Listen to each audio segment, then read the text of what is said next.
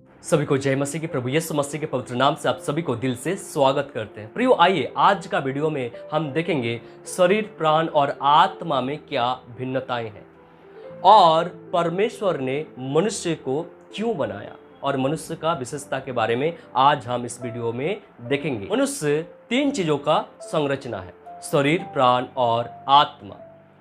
प्रियो, शरीर दृश्यमान है और आत्मा और प्राण अदृश्य है। पहला, आत्मा। प्रियो, आत्मा जीवन की ईश्वरीय श्वास है जो आध्यात्मिक जीवन प्रदान करती और परमेश्वर से जोड़ता है। आत्मा का संबंध परमेश्वर से है। ये परमेश्वर के बारे में बोध करवाते हैं। आत्मा केवल मनुष्य में ही पाया जाता है, इस कारण अन्य सारे सृष्टियों में मनुष्य श्रेष्ठ है। आत्मा मनुष्य का अनंतता का भाग है। प्रियो, आत्मा हमारे शरीर का अलौकिक दिव्य प्रभावक है। आत्मा आध्यात्मिक जीवन, ज्ञान और मार्गदर्शन का स्रोत है। आत्मा हमारे विचारों, शब्दों और कार्यों को प्रभावित कर सकती है, ईश्वरीय व्यवहार की ओर मार्गदर्शन करती है। प्रियो, आत्मा हमारे शारीरिक कार्यों को भी नियंत्रित कर सकता है, खासकर जब हम उसके नेतृत्व के आगे झुकते हैं। प्रियो, मनुष्य की आत्मा जब परमेश्वर की आत्मा से संचालित होती है तब वह आराधना का केंद्र बन जाता है।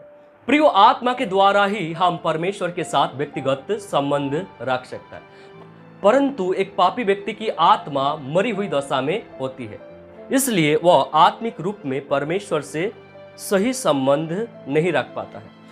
परंतु जब एक पापी व्यक्ति का नया जन्म हो जाता है तब उसका संबंध परमेश्वर के साथ पुनः स्थापित हो जाता है। दूसरा, प्राण। प्रियो, प्राण और आत्मा इन दोनों को अलग नहीं किया जा सकता। जब परमेश्वर ने मनुष्य को भूमि के मिट्टी से रचा और उसके नथनों में जीवन का श्वास फूंका, तब मनुष्य प्राण और आत्मा को प्राप्त किया।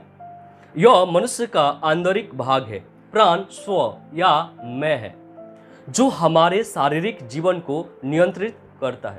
प्राण अदृश्यमान, अभौतिक और अस्पर्शीय हिस्सा है जिसमें भावनाएं, विचार और इच्छा शामिल होती है। प्राण शरीर को जीवन देता है। प्राण जीवन को संभालने वाला है। प्राण शरीर के द्वारा अपनी भावना, इच्छा, विचार आदि प्रकट करता है। हमारे विवेक का भी संबंध प्राण के साथ है। प्राण एक व्यक्ति का सार है जो उसे वह बनाता है जो वह है। प्राण एक व्यक्ति के हृदय की तरह होती है जो उसके भावनात्मक, मानसिक और इच्छा शक्ति संबंधी पहलुओं को अपने में समाहित करती है। प्राण हमारे शारीरिक कार्य और निर्णयों को प्रभावित करती है, हमारे व्यक्तित्व और चरित्र को आकार देती है।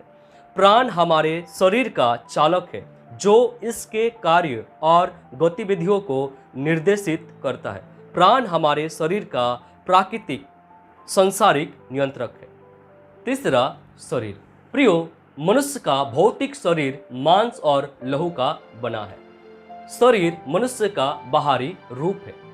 शरीर को परमेश्वर ने मिट्टी से बनाया और प्राण त्यागने के पश्चात शरीर मिट्टी में ही मिल जाता है। शरीर प्राण और आत्मा का रहने का स्थान है। शरीर दृश्यमान है। शरीर के द्वारा ही हम संसार में लेन देन करते हैं। शरीर के द्वारा ही प्राण और आत्मा का क्रियाएं प्रकट होता है। मनुष्य का वर्तमान शरीर धरती का है और यह शरीर नाशवान है। प्रियो, अब हम देखेंगे मानव सृष्टि की विशेषताएं। संसार की सारी सृष्टियों में सबसे अधिक विशेषताएं मानव सृष्टि में पाई जाती हैं। एक, मानव सृष्टि त्रिएक परमेश्वर का आपसी परामर्श का परिणाम है। 2, मनुष्य को परमेश्वर ने वचन के द्वारा नहीं, जैसे बाकी सारे चीज़ों को, बाकी सारे जीवों को परमेश्वर कैसे बनाया? अपने वचन के द्वारा, परंतु मनुष्य को ऐसा नहीं बनाया। मनुष्य को परमेश्वर ने अपने हाथों से बनाया। 3, मनुष्य परमेश्वर के स्वरूप और समानता में रचा गया है। 4, आत्मिकता, पवित्रता, प्रभुता आदि ईश्वरीय गुण अन्य सृष्टियों में मनुष्य के समान नहीं पाया जाता है। 5, मानव सृष्टि का शिखर है। मनुष्य को सृष्टियों में ऊंचा स्थान दिया गया है। 6, मनुष्य के रहने के लिए विशेष स्थान परमेश्वर ने स्वयं तैयार किया।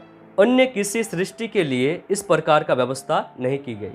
7, मनुष्य परमेश्वर के साथ एक अनोखा और व्यक्तिगत संबंध रख सकता है। प्रियो, अब हम देखेंगे कि परमेश्वर ने मनुष्य को क्यों बनाया। मनुष्य को बनाने का परमेश्वर का उद्देश्य क्या था। प्रियो, परमेश्वर ने बिना उद्देश्य मनुष्य को नहीं बनाया। मनुष्य को बनाने का प्रथम उद्देश्य है परमेश्वर की महिमा को देखने के लिए, परमेश्वर का आदर सम्मान एवं महिमा के लिए उसने मनुष्य को बनाया।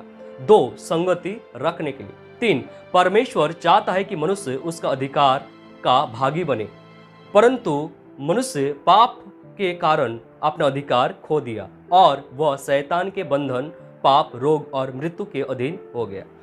4, फूलने फलने के लिए, अर्थात आबादी बढ़ाकर जगत में भरने के लिए। प्रियो, परमेश्वर पुनः उत्पादन करने का शक्ति प्रदान करते हैं।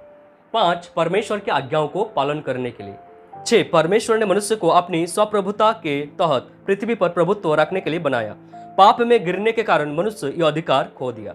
प्रियो, परमेश्वर ने मनुष्य को पवित्र, धर्मी, प्रेमी, स्वेच्छा और बुद्धिमान बनाया था।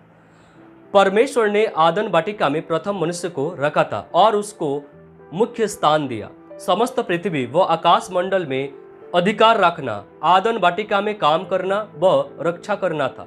प्रियो, सारे जीवों का नाम आदम नहीं रखा, कोई भी नाम दोहराया नहीं। इतने सारे प्राणियों का नाम आदम ने दिया।